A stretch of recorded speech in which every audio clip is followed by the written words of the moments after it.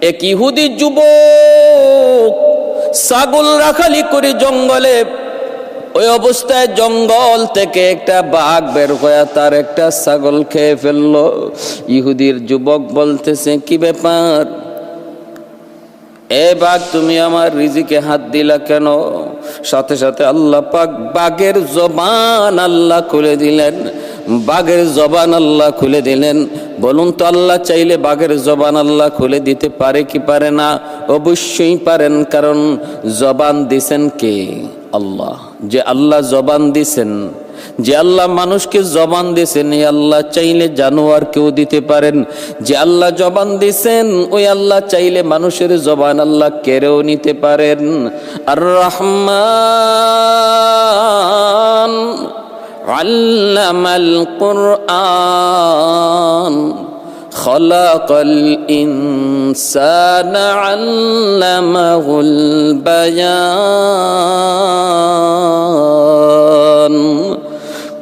জবান দেওয়ার ক্ষমতা দিছেন কে? আল্লাহ।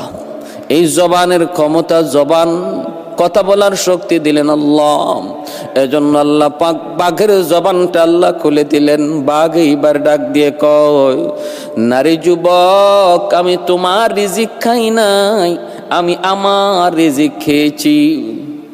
কারণ যদি এটা আমার রিজিক না থাকতো, আমার পেটে আসতো না, আমি খাইতেও পারতাম না।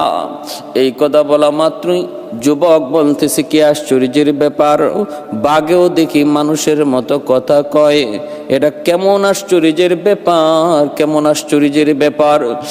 বলা মাত্র বাঘ আবার ডাক দিয়ে কয়, যুবক, বাঘে কথা বলা আশ্চর্যের বিষয় নয়। আশ্চর্যের বিষয় হলো মদিনার নবী, রহমতের নবী, দয়ার নবী, তিনি মসজিদের নববীতে সাহাবায়ে কেরামদেরকে নিয়ে দ্বীনের তালিম দেন। দয়ার নবী, মায়ার নবী, মানুষকে মানুষ বানান।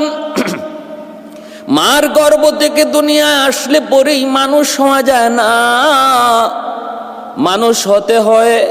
সন্তান জন্ম দিলেই মানুষ বানানো যায় না, তারে মানুষ বানাইতে হয়। আর মানুষ বানানোর, মানুষ হওয়ার তরিকা হলো বিশ্ব নবীর আদর্শ, আমার নবীর আদর্শ। আমার নবীর আদর্শ একমাত্র মানুষকে মানুষ বানাইতে পারি, নতুবা নামে মানুষ হয়, কাজে কর্মে জানোয়ার হায়ওয়ানে পরিণত হয়ে যায়। আজকে অমুসলিমগুলির মধ্যে নামে মানুষ রয়েছে, খ্রিস্টান ইহুদিরা নামে মানুষ, কিন্তু প্রকারে ওরা হায়ওয়ানের চেয়েও খারাপ।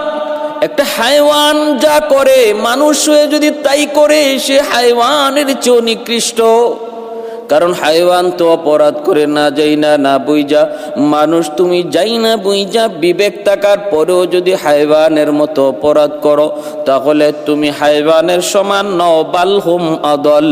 আল্লাহ বলেন, সে হায়ওয়ানের চেয়েও বেশি নিকৃষ্ট। জঙ্গলের বাঘটা ডাক দেয়া কয়, রে যুবক, আমার কথা বলাটা আশ্চর্যের বিষয় নয়। আশ্চর্যের বিষয় হলো, দ্বীনের নবী মানুষকে মানুষ বানায়, আর তুমি জঙ্গলে ছাগল রাখালি করো। এটা এর চেয়েও বড় আশ্চর্যের বিষয়। কেন তুমি নবীর দরবারে যাও না? এটা আশ্চর্যের বিষয়, আমার কথা বলার চেয়েও বেশি। বলা মাত্রই যুবক কয়, হায় হায় হায়, এ কেমন নবী, এ কেমন নবী, যেই নবীর দরবারের সংবাদ আমাকে জঙ্গলের বাগে দিল। না না, আর আমি এখানে থাকতে পারি না, অবশ্যই নবীর দরবারে যাওয়া লাগবে। এইবার যুবক বলতেছে, আমি তো যেতে চাই, কিন্তু আমার ছাগলগুলি রাখালি করবে কি? আমার ছাগল রাখালি করবে কি? আমি যদি নবীর দরবারে যাই, আমার ছাগল রাখালি করবে কি?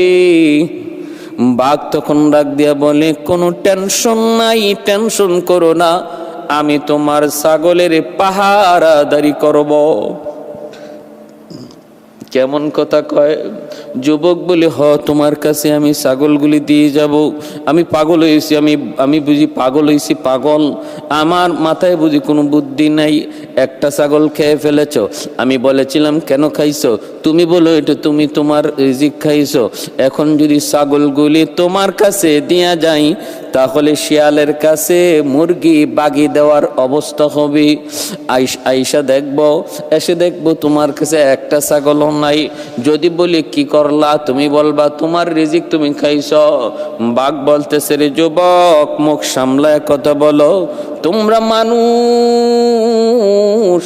তোমরা তোমাদের ওয়াদা খেলাফি করতে পারো, কিন্তু আমরা হাইওয়ান হলেও ওয়াদা খেলাফি জানি না, ওয়াদা খেলাফি জানি না। মানুষ হইয়া তোমরা ওয়াদা খেলাফি করতে পারো, টিন দেওয়ার কথা কইয়া দিতে না পারো, রাস্তা করবার কথা কইয়া তোমরা না করতে পারো, ব্রিজ বানাইতে যাইয়া রডের বদলা বাঁশ ঢুকাইতে পারো, এটা তোমাদের কাজ। কিন্তু আমরা হাইওয়ান হলেও কথা ঠিক, জবান ঠিক, যা বলি তা রাখি। আমাদের জবানে কোনো ধরনের কোনো দুষ্কি নাই, ছলচাতুরি নেই, গাদ্দারি নেই। 100 বিশ্বাস করতে পারো আমার উপর, 100 কোনো টেনশন নাই, চিন্তার কোনো কারণ নাই। আমি হায়ওয়ান, আমি তোমাকে ওয়াদা দিলাম সবগুলি ছাগল আমানত পাবে। একটা ছাগল আমাকে মজুরি বাবদ তুমি দিয়ে যেতে পারো একটা, আমি যে তোমার ছাগলগুলি পাহারাদারি করব, রাখালি করব, আমাকে একটা ছাগল দিয়ে যাও আমার খাওয়ার জন্য। যুবক বলে, হ্যাঁ দিয়ে দিলাম, যাও একটা ছাগল তোমারে দিয়ে দিলাম, বাকিগুলি তোমার কাছে আমানত। কোনো অসুবিধা নাই, যেতে পারো। মায়েরা, বন্ধুরা, এ কেমন যুগ, কেমন যুগ, কেমন সোনালী যুগ, কেমন ইনসাফের যুগ ছিল। হাইওয়ানগুলি পর্যন্ত আমার নবীর খেলাফত, আমার নবীর শাসনামলে তারা জুলুম করতো না। নবীর খলিফাদের শাসনামলেও হাইওয়ানগুলি পর্যন্ত জুলুম করতো না। আর আজকে মানুষের শাসনামলে দেখা যায় হাইওয়ান তো বাদ, মানুষ মানুষের উপরে যেই পরিমাণ জুলুম করে, হাইওয়ানের চেয়েও বেশি, হাইওয়ানের চেয়েও বেশি। হাইওয়ান ও হাইওয়ানের উপরে তোরা জুলুম করে না। আজকের যুগে মানুষ মানুষের উপরে যেই পরিমাণ জুলুম করে। এ যুবক, খেয়াল করে শুনো রে যুবক, ওই ইহুদি যুবকটা ছাগলগুলি বাঘের কাছে আমানত দিয়া আল্লাহর নবীর দরবারে রওনা দিল। যেই মাত্র যুবক রওনা দিল মসজিদে নববীর দিকে, আল্লাহর নবীর কাছে আসবে, সাথে সাথে আল্লাহ পাক জিব্রাইলে আমিনকে পাঠায় দিলেন। জিব্রাইলে আমিন আমার নবীর কাছে আইসা হাজির হয়ে বলতেছেন, নবী গো, ওগো নবী, এই মুহূর্তে আপনার কাছে একটা যুবক আসতেছে, ইহুদি যুবক, একটা ইহুদি যুবক আসতেছে কালেমা পড়ে মুসলমান হওয়ার জন্য। নবী গো, জানেননি ওই ইহুদি যুবকটারে আপনার দরবারের খবর কোনো মানুষে দেয় নাই, কোনো জিন্নাতে দেয় নাই, না না, কোনো মানুষ তারই খবর দেয় নাই। নবী গো, আপনার দরবারের খবর দিয়েছে তার জঙ্গলের একটি বাঘ, জঙ্গলের বাঘের কাছ থেকে আপনার দরবারের সংবাদ পেয়ে আসতেছে। অতএব আপনি তারে একটু সম্মান জানান, তারে সুস্বাগতম জানান। আল্লাহর নবী মসজিদে নববীতে সাহাবায়ে কেরামদেরকে নিয়ে দ্বীনের তালিম দিচ্ছেন। নবীর সাথে সাথে বললেন, সাহাবীরা একটু উঠো, এই মুহূর্তে আমরা মসজিদের নববী থেকে বের হব। একজন যুবক আসতেছে আমার কাছে কালেমা পড়ে মুসলমান হওয়ার জন্য। যেই যুবককে আমার দরবারের খবর কোনো মানুষে দেয় নাই, যারে আমার দরবারের খবর দিয়েছে জঙ্গলের বাঘ, আর বাঘ তারে পাঠাইছে, আর বাকি বাঘে তারে ছাগলগুলি রাখালি করতেছি। दुनिया से हर जुल्म सितम तुमने मिटाया, दुनिया से हर जुल्म सितम तुमने मिटाया, नाम से काबा को पाकीज़ा बनाया, असनाम से काबा को पाकीज़ा बनाया, दर पेशानी ने तरीक़तों को दरिया कर दिया, दिल को रोशन कर दिया, आँखों को बीना कर दिया, दिल को रोशन कर दिया, आँखों को बीना कर दिया।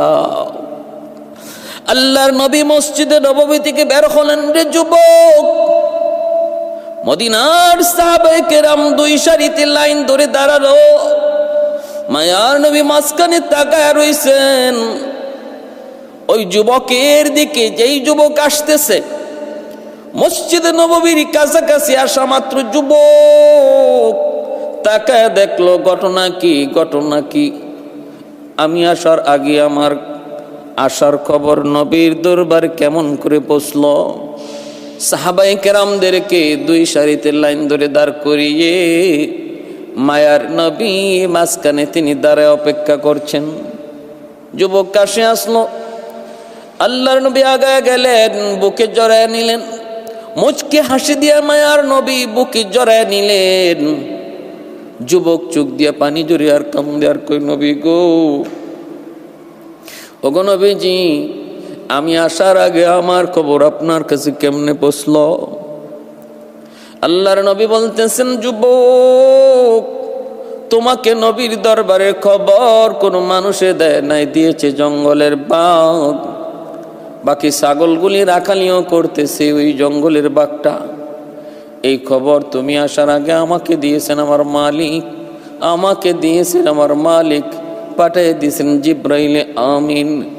ওই যুবক তখন সাথে সাথে আমার নবীর কদম জড়ায় দইরা চোখের পানি জড়ায়, কো নবী গো, আমি আর দেরি করতে চাই না গো নবী, এই মুহূর্তে আমাকে কালেমা পড়ায় মুসলমান বানায়া দিন। ভাইরা আমার, জন্য বলছিলাম, জঙ্গলের বাঘে আমার নবীরে চিনলো, কিন্তু নবীর চাচা হইয়া আবু জাহেল নবীকে চিনলো না, এমনকি হত্যা করার ষড়যন্ত্র করে। কত বড় মাস্টার প্ল্যান গর্ত বানায় রাখলো। আর নবীর, আমার নবীর আদর্শের উত্তম একটা দিক হলো অসুস্থ মানুষের সেবা করা। ওই অসুস্থ মানুষের ভান ধরে বিছানায় পড়ে আবু জাহেল নবীকে ডাক দিল। আল্লাহর নবীও নেক নিয়ত, সাদা দিল, আমার নবীর দিলের মধ্যে কোনো ছলচাতুরি নেই। মায়ার নবী বের হয়ে গেলেন চাচাকে দেখতে। কাছাকাছি চলে আসলেন, কাছাকাছি চলে আসলেন, অল্প কয়েকটা কদম দিলে পরে মায়ার নবী ওই গর্তে পড়ে যাবেন। ওই অবস্থায় আল্লাহ পাক জিব্রাইল আমিনকে বলেন, জিব্রিল তাড়াতাড়ি যাও, আমার বন্ধু তো বুঝে না রে, আমার বন্ধু তো বুঝার কথাও না, আমার বন্ধু তো জানে না, আমার বন্ধু তো জানার কথাও না, আমি আল্লাহ না জানাইলে বন্ধু কেমন করে জানবে? যাও জিব্রাইল তাড়াতাড়ি যায় বলো, আমার বন্ধুকে সামনে যেন আর একটা কদমও না বাড়ায়, ঘটনা তুমি খুলে বলে দিও। জিব্রাইল আমিন এসে হাজির। আল্লাহর নবীকে জিব্রাইল আমিন কানে কানে বলে দিলেন। আবু জাহেলের লোকগুলি জিব্রাইলকে দেখলেন না, অদৃশ্য নিরাকার হইয়া কানে কানে বলে দিলেন, নবী গো, আর কদম দিয়েন না, একটা কদমও সামনে দিয়েন না গো নবী, কারণ আপনি যা ভাবতেছেন ঘটনা তা নয়। আপনি যেমন সাদা দিলের মানুষ, আবু জাহেল কিন্তু এমন সাদা দিলের না।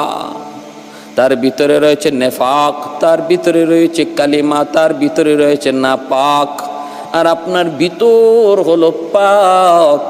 এজন্য আল্লাহর সাহায্য আপনার সাথে। যাদের দিল পাক এদের পক্ষে আল্লাহর সাহায্য, আর যাদের দিল না পাক এদের সাথে আছে শয়তান। যাদের দিল পাক এদের সাথে আছেন আমার আল্লাহ। কে? আল্লাহ। জিব্রাইলে আমিন বলেন, নবী গো, আর কদম দিয়েন না, কারণ আবু জাহেল অসুস্থ নয়, বিছানায় পড়ে অসুস্থ মানুষের ভান ধরছে আর গর্ত বানায় রাখছে। উদ্দেশ্য হলো আপনি বুঝবেন না এখানে যে গর্ত, পা দেওয়া মাত্রই নিচে চলে যাবেন, আবু জাহেল লোকজন নিয়ে আপনাকে মাটি দিয়ে চাপা দিয়ে দিবে। এই হলো ওর ষড়যন্ত্র, এই হলো ওর ষড়যন্ত্র। অতএব আপনি সামনে যায়েন না, রিটার্ন আপনি ব্যাক করেন, এখান থেকে আপনি আবার চলে যান। আল্লাহর নবী কথা জানা মাত্রই সাথে সাথে নবী কদম জায়গায় জমায়ে দিলেন, আর সামনে বাড়লেন না। নবী এখান থেকেই তিনি কদম সরায় রওনা দিলেন, চলে যাচ্ছেন চলে যাচ্ছেন। আল্লাহর নবী জানাইলেন কে? বলে আল্লাহ। নবী চলে যাচ্ছেন। আবু জাহেলের লোকগুলি কয়, মুহাম্মদ কি ব্যাপার, আপনি কি যাবেন না? নবী কয়, না আমি যাব না, আমার একটা প্রয়োজন আছে, আমার একটা প্রয়োজন রয়ে গেছে, আমার একটা দরকার রয়ে গেছে, আমি পরে আসতেছি, যাও। এই কথা বললাম আর নবী কদম এখান থেকে পিছনের দিকে ব্যাক করে চলে আসলেন। লোকগুলা এবার আবু জাহেলের কাছে গেল, কপাল থাবড়াইতে থাবড়াইতে কপালের মধ্যে থাপড়ায় আর বলতেছে, হায় হায়, আর যদি আর কয়েকটা কদম দিত তাহলেই তো মুহাম্মদ গর্তে পড়ে যেত। এ দুশমনের দল, তোমরা যত ষড়যন্ত্র করো, আমার আল্লাহর ষড়যন্ত্র, আমার আল্লাহর কৌশলের কাছে কিছুই না। ওয়ামাকারু ওয়ামাকারাল্লাহ ওয়াল্লাহু খায়রুল মাকিরিন।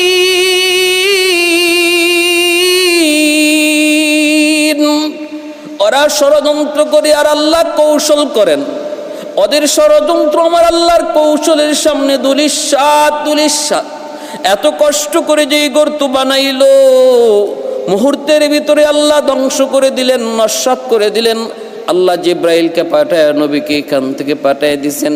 কয় আগেই তো জিব্রাইলকে পাঠায় আল্লাহ পাক রব্বুল আলামিন, তিনি তো আগেই ঘর থেকে বের করাইতে নিষেধ করতে পারতেন, কিন্তু না, বের করাইয়া কাছাকাছি আনাইয়া ওদের আফসোস বাড়াইয়া, হাই রে হায়, আর যদি 2 কদম দিত তাহলেই তো গেল। ওদের মনের ভিতরে আফসোস আকাঙ্ক্ষা বাড়াইয়া, যন্ত্রণা বাড়াইয়া আল্লাহ পাক ওদের সমস্ত ষড়যন্ত্র নস্যাৎ করলেন। নবী রিটার্ন চলে গেলেন। এইদিকে আবু জাহেলের লোকগুলি আবু জাহেলের দরবারে দৌড়ে হাজির হয়ে বলতেছি, জাহাপনা নেতাজি, আর ঘুমায় থাকার লাগবে না, এবার বিছানা থেকে উঠে যাও। কয় কেন, কি হয়েছে? কয় তোমার ভাতিজা আসে নাই। কস কি তোরা? বলে হ, আসছিল ভালোই, কিন্তু গর্তের কাছাকাছি আসার পর কে যেন তারে কি বলল, আমরা তো কিছুই দেখলাম না, কিন্তু গর্তের কাছাকাছি আসা মাত্রই আর 2-4 কদম দিলেই হয়তো গর্তে পড়ত। ওই মুহূর্তে দাঁড়িয়ে গেল, আবার পিছন দিকে রওনা দিল। আমরা বললাম যাবা না? কয় না, যাব না। আবু জাহেল কয়, কস কি তোরা? লাফ দিয়ে বিছানা দিকে উঠছে। কই রে আমার ভাতিজা, কই রে আমার ভাতিজা? এই বইলা আবু জাহেল দৌড় দেয়। নিজের খবর নাই, গর্ত যে বানায় রাখছে। আল্লাহ তার মাথা দেখে ওই সময় গর্তের কথা ভুলে দিছেন। আল্লাহর সাথে ষড়যন্ত্র করো, আল্লাহর মোকাবেলা করো।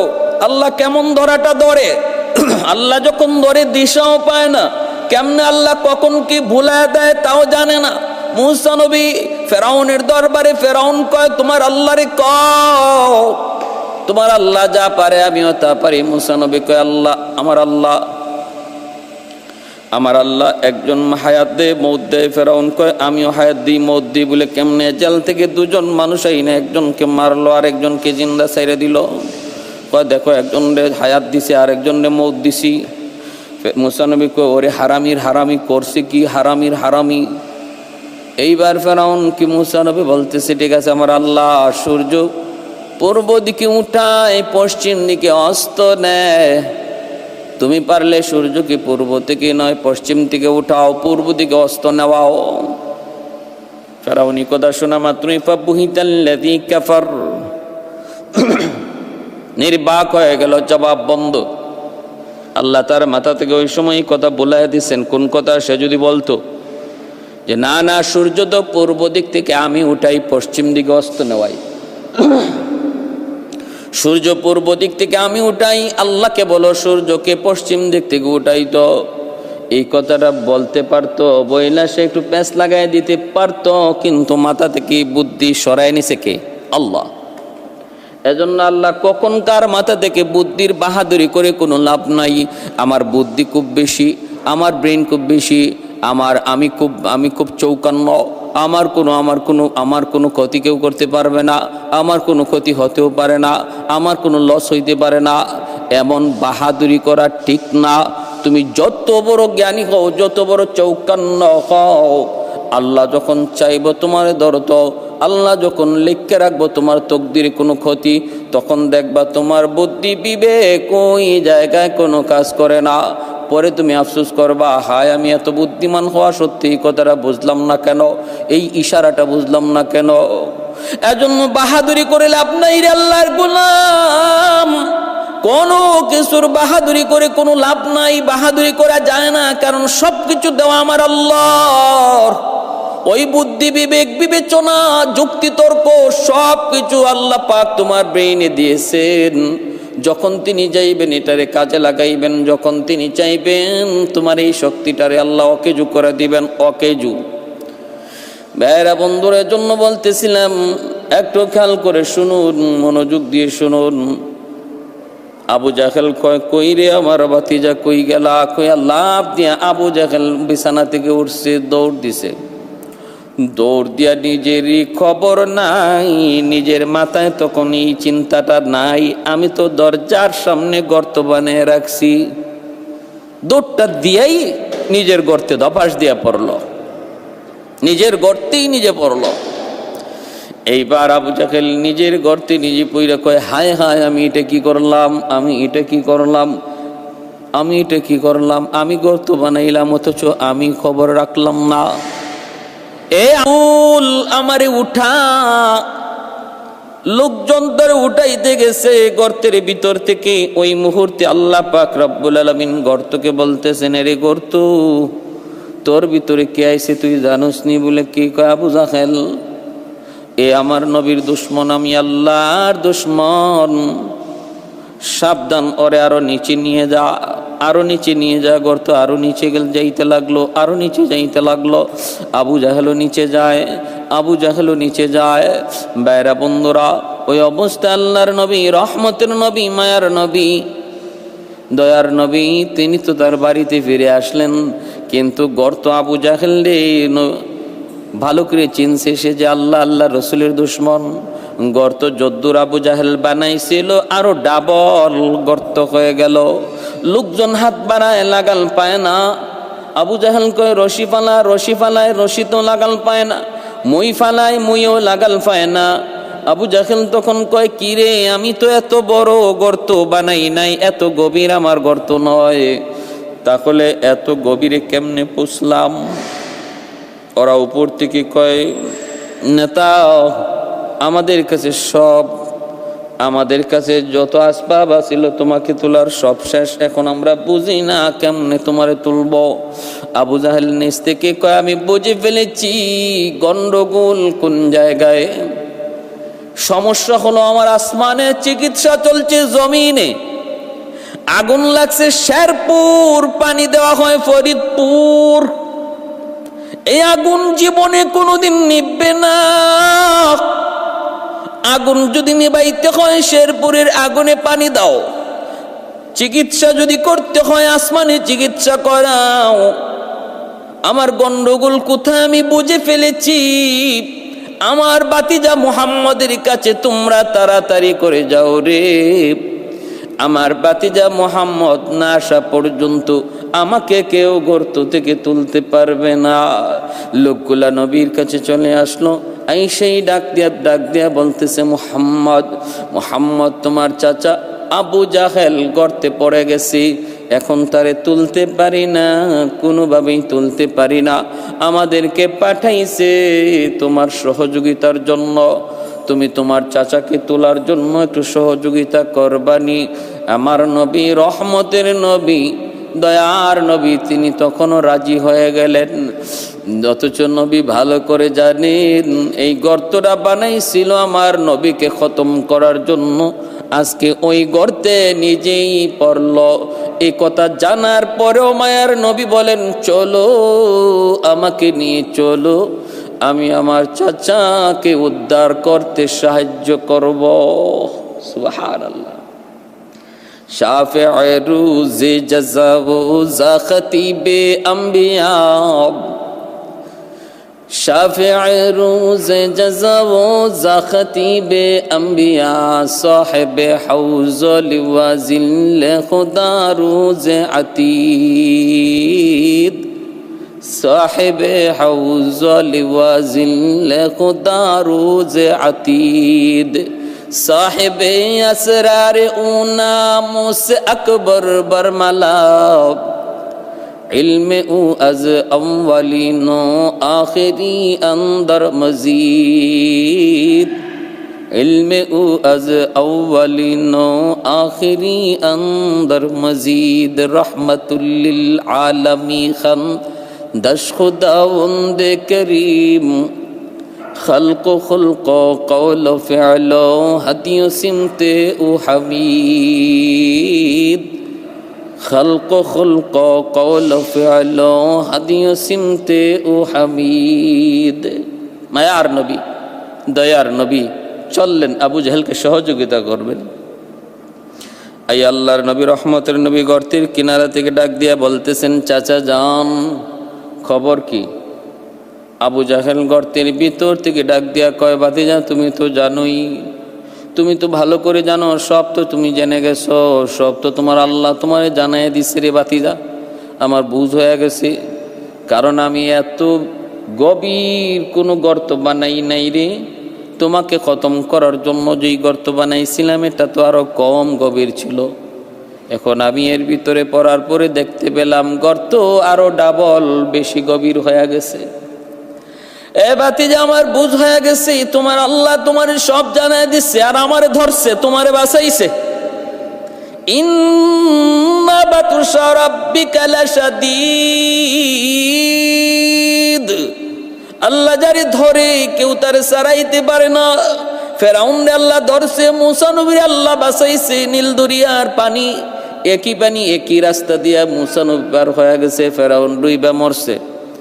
একই গর্ত, যেই গর্ত নবীর জন্য বানাইছিল আল্লাহ নবীরে বাঁচাইছে, আবু জাহেল রে আল্লাহ ফালাইছে। এই ক্ষমতা আল্লাহর আসেনি না নাই? ক্ষমতা আল্লাহর আসেনি নাই? আল্লাহু আলা কুল্লি শাইইন কাদির,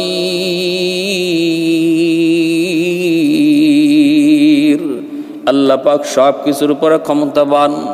বাইরে আমার, এই জন্য আল্লাহর নবী রহমতের নবী বলতেছেন, চাচা জান খবর কি? আবু জাহেল কয়, ভাতিজা খবর তো সব দেখতাছই, এখন ওরা গর্তের এই বিশাল গর্ত থেকে আমাকে তুলতে পারে না, মই দিয়েও লাগাল পায় না, রশি দিয়েও লাগাল পায় না, হাত বাড়ায় লাগাল পায় না।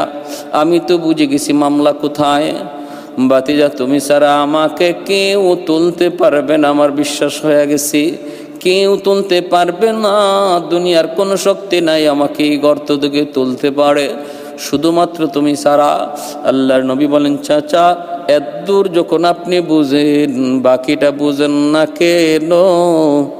6000 বার আপনার কাছে দিনের দাওয়াত নিয়ে গিয়েছি, কত সময় আমি মাইরও খেয়েছি, রক্ত জড়াইছেন, আমার মাথায় আঘাত করেছেন, পিছনের সব কাহিনী আমি বলে গেলাম। চাচা এখনো সময় আছে, এখনো সময় আছে। এতটুকু যখন আপনার ভাতিজাকে আপনি চিনলেন, বাকিটা বুঝতে অসুবিধা কি?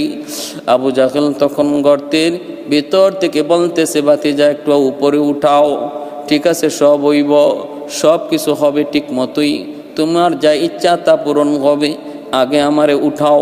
আল্লাহর নবী বললেন, না চাচা, এমন বহু কথা তুমি দিছ, বহু ওয়াদা তুমি করেছ, এবার তুমি ওখান থেকে ওয়াদা করো, ওঠার পরে তুমি আর কোনো ছলচাতুরি করবা না, ওঠা মাত্রই তুমি কালেমা পড়ে মুসলমান হবা, ওয়াদা করো, ওয়াদা করো, ওয়াদা করো। আবু জাহেল তখন বাঁচার জন্য তখন মিথ্যার আশ্রয় নিল, বলতেছে, ঠিক আছে ভাতিজা, আমি ওয়াদা করলাম, আমি ওয়াদা করলাম, আমাকে উপরে উঠাও। আল্লাহর নবীকে আবু জাহেল ভালো করে জানতো ইনি নবী, এজন্যই তো লোকজন পাঠাইছে।